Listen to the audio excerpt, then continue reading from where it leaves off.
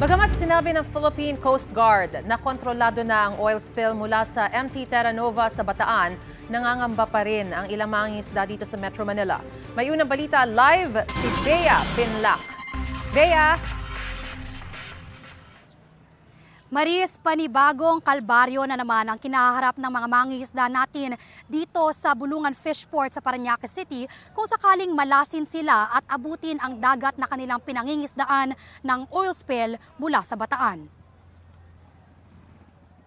Hindi pa tuluyang nakakaahon mula sa hagupit ng habagat at bagyong Karina, nangangamba na muli ang ilang mangingisda sa Bulungan Fishport na baka raw madamay sila sa oil spill sa Limay, Bataan. Pangingisda ang pangunahin nilang ikinabubuhay, kaya kung abutin ng oil spill ang malaking bahagi ng dagat sa Maynila at Cavite, may hirapan talaga.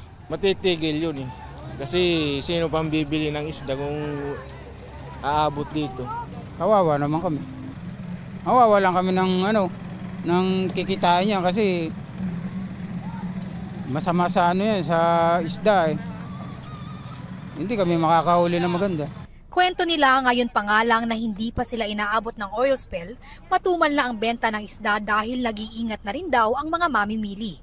Kaya ngayon na kumalat na ang langis sa coastal barangay ng Ternate, Maragondon, Naik at ilang bahagi ng Tanza sa Cavite, panawagan ni Mang Ray, sana po agapan talaga nila para hindi na makarating dito ang oil spill.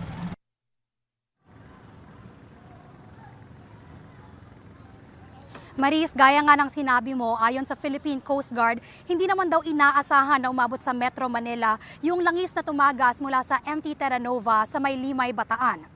At yan ang unang balita mula rito sa Parañaque City. Bea Pinlac para sa GMA Integrated News.